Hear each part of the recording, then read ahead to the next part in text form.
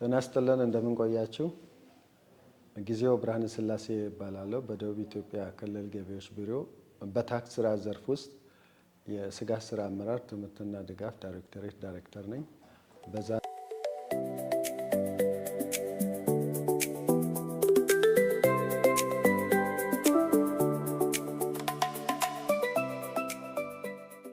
በዛሬው የምንመለከተው የትምህርታችን ርዕስ ደረጃ ሀሌቷ ግብር ከፋዮች ዓመታዊ ግብራቸውን መቼ ይከፍላሉ?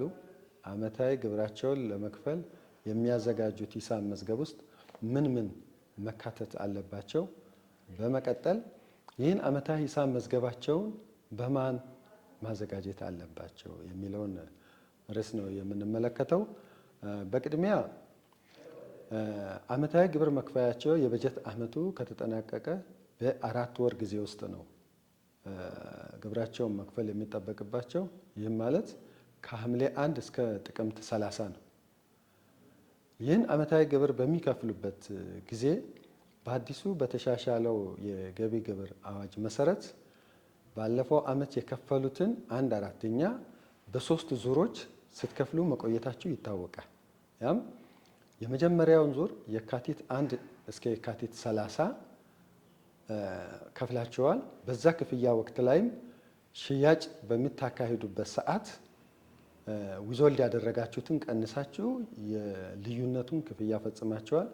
በሁለተኛ ዙር ከግንቦት 1 እስከ ግንቦት 30 ድረስ ሁለተኛውን ዙር ክፍያ ፈጽማቸዋል። ሶስተኛው ዙር ደግሞ ከነሐሴ 1 እስከ ነሐሴ 30 ትፈጽማላችሁ የሚል ታሳቢ አለን።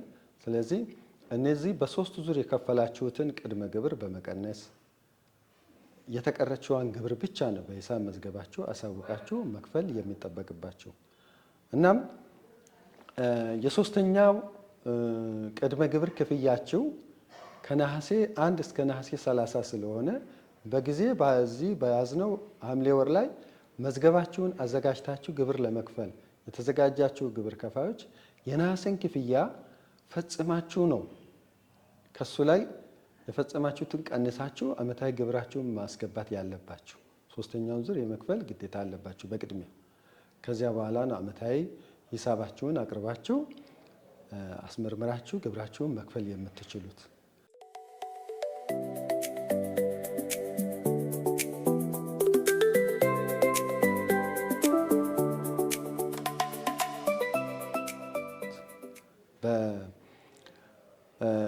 በዚህ በጀት ዓመት ወደ ንግድ ስርዓቱ የገባችሁ እና ቅድመ ግብር ያልከፈላችሁ ግብር ከፋዮች በሂሳብ መዝገባችሁ መሰረት የሚመጣላችሁን ግብር ነው በቀጥታ መክፈል የምትችሉት። ለቀጣይ ዓመት ግን በዚህ በጀት ዓመት የከፈላችሁት ዓመታዊ ግብር መሰረት በማድረግ ከየካቲት 1 ጀምሮ የመጀመሪያውን ዙር ግንቦት እና ነሐሴ ላይ በተከታታይ ቅድመ ግብሮችን እየከፈላችሁ ትቆያላችሁ ማለት ነው።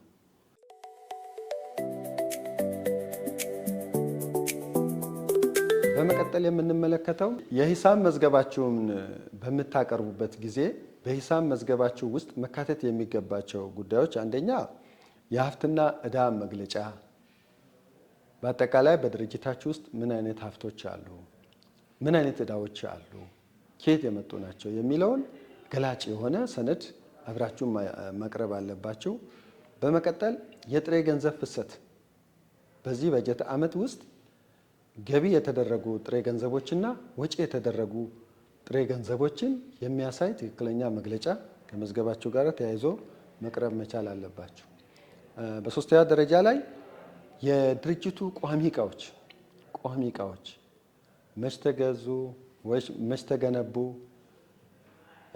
በዚህ በጀት ዓመት በምን ወር አገልግሎት መስጠት ጀመሩ፣ ለሀብት ማመንጨት ጀምረዋል ወይ የሚሉትን ገላጭ የሆኑ መረጃዎችን ከመዝገባችሁ ጋር ማያያዝ አለባችሁ። በመቀጠል የኢንቨንተሪ ቆጠራ ትክክለኛውን በሰኔ 30 ላይ በድርጅታችሁ ውስጥ ያሉ ዕቃዎችን ቆጠራ በማድረግ የዛን ውጤት የኢንቨንተሪ ውጤት ከሂሳብ መዝገባችሁ ጋር አያይዛችሁ ማቅረብ አለባችሁ። በመቀጠል የትርፍና ኪሳራ መግለጫ በዛ በጀት ዓመት ውስጥ ምን ያህል ግዢ እንደፈጸማችሁ፣ ምን ያህል ሽያጭ እንደፈጸማችሁ፣ ምን ያህል አስተዳደራዊ ወጪ እንዳወጣችሁ፣ የተጣራ ትርፋችሁ ምን ያህል እንደሆነ፣ ግብራችሁ ስንት እንደሚመጣ፣ ከግብራችሁ ላይ ቅድመ ግብር ስንት እንደከፈላችሁ ቀንሳችሁ ቀሪ የሚከፈሉ ግብሮችን የሚያሳይ ትክክለኛ የሆነ መግለጫ ከሂሳብ መዝገቡ ጋር ማያያዝ መቻል አለባችሁ።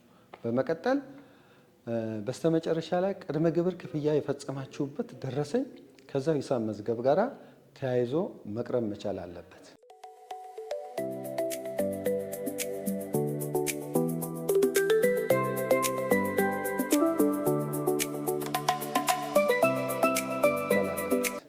በመቀጠል ይህንን ሂሳብ መዝገብ በምታቀርቡበት ሰዓት ይህ ሂሳብ መዝገብ በማን ነው የሚዘጋጀው የሚለውን ነው የምንመለከተው። በቅድሚያ የሂሳብ መግለጫ መዘጋጀት ያለበት ትክክለኛ የሙያ ፍቃድ ባለው ሂሳብ አዋቂ ነው። በዚህ ሂሳብ አዋቂ ያዘጋጃችሁትን የሂሳብ መዝገብ በምታቀርቡበት ሰዓት የግለሰቡ የታደሰ የሙያ ፍቃድ ትክክለኛውን ቅጂ ከሂሳብ መዝገባችሁ ጋር አያይዛችሁ ማቅረብ መቻል አለባችሁ። በመቀጠል የሂሳብ መዝገባችሁን በተቀጣሪ ሂሳብ ሰራተኛ የምታሰሩ ግብር ከፋዮች የዛ የተቀጣሪ ሂሳብ ሰራተኛ የቅጥር ደብዳቤ፣ ስለ ስራ ግብሩ የሚያወራ ፔሮል፣ ትክክለኛ ከዚህ ሂሳብ መዝገብ ጋራ ተያያዥነት ያላቸው የትምህርት ማስረጃዎች፣ የስራ ልምዶችን ኮፒ ከኦሪጂናሉ ጋር በማያያዝ ለገቢ ተቋም ማቅረብ መቻል አለባችሁ።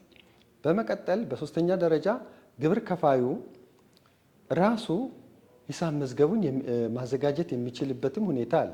ይህም ማለት ማንኛውም ግብር ከፋይ ተነስቶ ሂሳብ መዝገቡን ያዘጋጃል ማለት ሳይሆን ሂሳብ መዝገብ ለማዘጋጀት የሚያስችል ግንኙነት ያለው የትምህርት መስክ ተምሮ የትምህርት ማስረጃ ያለው እና ትክክለኛ የስራ ልምዱ ያለው ግብር ከፋይ ራሱ የሂሳብ መዝገቡን ማዘጋጀት ይችላል። የቅድም የጠቀስኳቸው የትምህርት ማስረጃዎችን ግን ከሂሳብ መዝገቡ ጋር አያይዞ ማቅረብ ይገባዋል ማለት ነው። ማህበራትም ከሆኑ የዛ ማህበር ስራ አስኪያጅ ወይንም ሂሳብ ሰራተኛው ቅድም የጠቀስኳቸው የትምህርት ማስረጃዎች ካሉት በሱ የተዘጋጁ ከሆነ የትምህርት ማስረጃውን ከሚያዘጋጁት ሂሳብ መዝገብ ጋር አያይዞ ማቅረብ መቻል አለባቸው። ከላይ ከጠቀስኳቸው አካላት ውጪ ሙያ ሳይኖረው በሌላ ሰው ተዘጋጅቶ የሚቀርቡ የሂሳብ መዝገቦች በገቢው ቢሮ ተቀባይነት አያገኝም። የዛሬው የትምህርታችን ርዕስ በዚህ እናበቃለን። በቀጣይ በሌላ ርዕስ እስከምንገናኝ ድረስ ስላዳመጣችሁኝ አመሰግናለሁ።